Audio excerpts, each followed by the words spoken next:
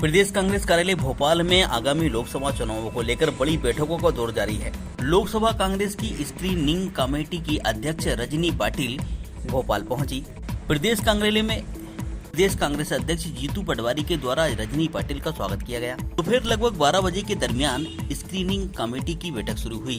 PCC chief Jitu Patwari के साथ पूर्व नेता प्रतिपक्ष डॉक्टर गोविंद सिंह, पूर्व मंत्री कांतिलाल भूरिया, सज्जन सिंह वर्मा, उपनेता प्रतिपक्ष हेमंत कटारे सहित अन्य नेतागण सम्मिलित हुए।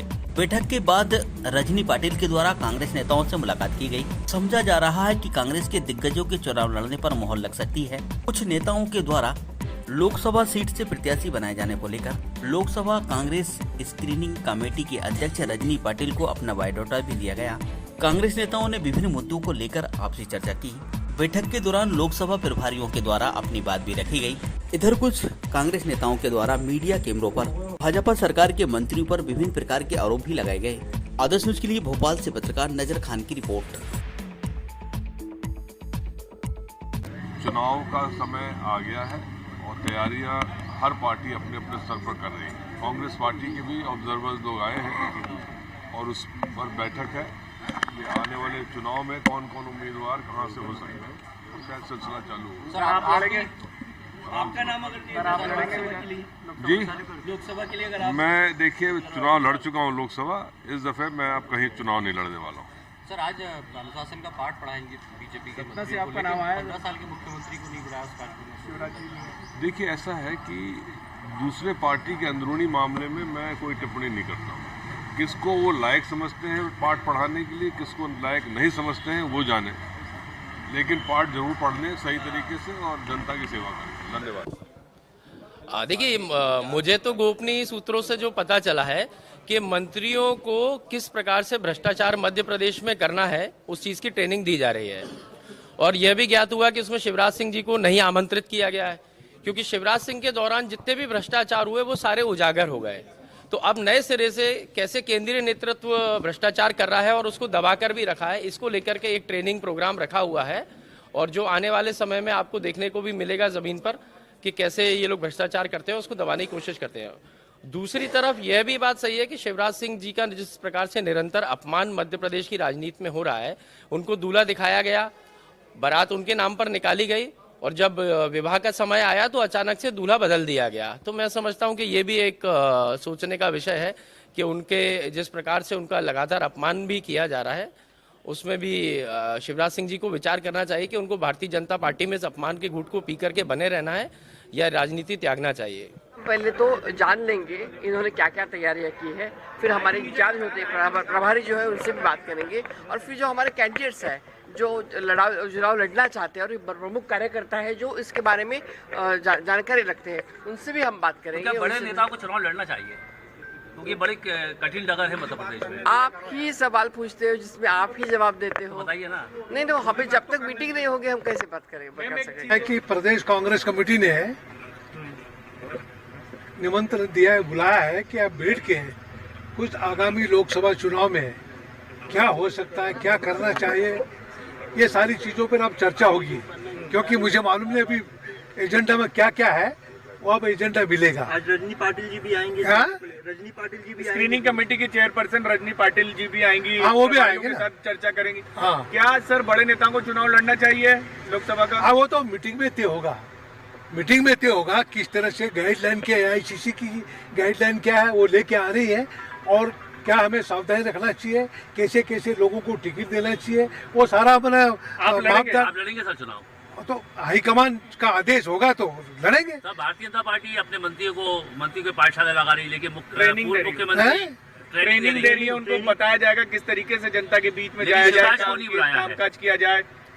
हाँ, तो सब सारी चीजें हम लोग तो जनता के बीच में ही है, ये मीटिंग है इसलिए हम आ गए, ये तो हम जनता के बीच में ही है। भारतीय जनता पार्टी अपने मंत्रियों की पाठशाला लगा रही है, लेकिन पूर्व मुख्यमंत्री शिवराज सिंह चौहान को उसमें नहीं बुलाया गया है। ट्रेनिंग दे रही है। हाँ, नहीं बुलाया। अब भाजपा में सब बना राजनीतिक क्षेत्र से दूर वालों को जीत के आ गए, अब उनको सिखा रहे विधायक का क्या अधिकार है, मंत्री का क्या अधिकार है।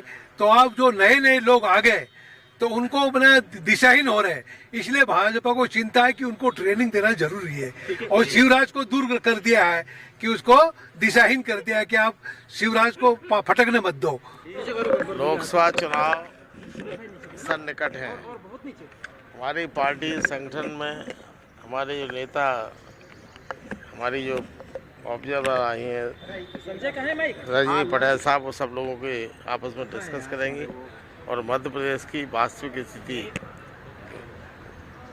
जमीन स्तर पर क्या है उसके बारे में सबसे राय लेंगे। इसके बाद भी कोई निर्णय हाईकमान लेगा। सर, लोकसभा चुनाव के लिए किस तरह की कमर कसी है कांग्रेस से? क्योंकि आप लोगों का तो कहना है कि जब तक ईवीएम रहेगा चुनाव नहीं जीत पाएंगे। ये बिल्कुल सच्चाई है।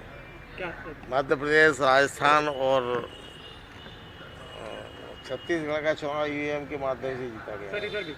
आज हम जब तक इसमें मध्य प्रदेश में पूरे देश में ईवीएम पर प्रतिबंध रहेगा तब तक यहाँ प्रजातंत्र गला घोंटा जाता रहेगा। तो सर, बीजेपी का कहना है कि 2 राज्य कैसे जीत गए? बीजेपी का कहना है 2 राज्य कैसे जीत गए? 2 राज्य जानबूझ के जिताए हैं ताकि लोग 140 करोड़ देश की जनता भ्रम में रहे कि भाई हम 2 चुनाव छोटे छोटे राज्य जिता दिए और बाकी वहाँ बोला नहीं तो ईमानदारी से चुनाव वहाँ जीत गए। जहाँ पूरी ईवीएम ही अब ईवीएम का प्रमाणित हो चुकी। कई हमारे माननीय नेता दिग्विजय सिंह जी ने पूरे प्रमाण सहित पूरे देश की जनता को खुश किया। हिंदुस्तान में जो सचिव रहा है भारत सरकार का सचिव, उन्होंने पूरा डिटेल्स मैं सबूतों के देश की जनता के सामने रखा है। अगर ईवीएम में घोटाला नहीं कराना चाहते थे तो क्या कारण है? मोदी जी को कौन सा भय था कि चीफ जस्टिस इंडिया ने कहा था कि उसकी नियुक्ति हम प्रधानमंत्री, लीडर अपोजिशन और चीफ जस्टिस इंडिया करेगा। क्यों संविधान बदला? अगर ईमानदारी से काम कराना चाहते थे, निष्पक्ष चुनाव की मंशा थी तो फिर आप सर्वोच्च न्यायालय के चीफ जस्टिस का अपमान नहीं करना था। सर, तो फिर ये दो राज्य क्या आप जीत गए या उनने जिता दिया? जनता ने जिताया। आज हमारे 29 लोकसभा के जो प्रभारी हैं उनकी रिपोर्ट हमारी स्क्रीनिंग कमेटी की सीनियर मेंबर रजनी पाटिल जी को अपनी रिपोर्ट देंगे और बड़ा स्पष्ट निर्देश है कि 2 का पैनल बनाओ, 3 का पैनल बनाओ। नाम कई जगह 8-8, 9 आए हैं, पर उन्होंने कहा आप शॉर्ट लिस्ट करिए, 2-3 का पैनल बना के दीजिए। और यहाँ कोई इस तरह का प्रस्ताव पास नहीं होगा कि जो परंपरा एक लाइन का प्रस्ताव करते हैं कि हाई कमान पे छोड़ा जाता है, वो सारी शॉर्टिंग यहीं होके और मैं समझता हूँ कि अगली बैठक में सिंगल नाम हो जाएंगे। आप लड़ेंगे लोकसभा चुनाव? देखिए, हम तो पार्टी हाईकमान से बंधे लोग हैं, सीनियर लीडर हैं। पार्टी हाईकमान जो बोलेगा वो करना चाहिए, तो उसी नीति पे हम लोग चलेंगे जैसा आदेश होगा। कैसे लोकसभा चुनाव को किस तरह से कमर कसी है? क्योंकि आप लोगों का कहना है कि जब तक ईवीएम रहेगी हम चुनाव नहीं जीत पाएंगे। अब देखिए, ये एक विषय तो है, ये विषय तो है, लेकिन पलायन तो कर नहीं सकते। इस संघर्ष तो करना ही पड़ेगा ना। इन जो छद्म राष्ट्रवादी हैं, धर्म की आड़ लेके जो लोग राजनीति का शिकार कर रहे हैं इस देश में, वो नौजवान करोड़ों करोड़ बेरोजगारी की दहलीज पे खड़ा है। मंदिर बने, मस्जिद बने, उससे कोई फर्क नहीं। वो ही क्रांति लाएगा। उस नौजवान और किसान के दम पे हम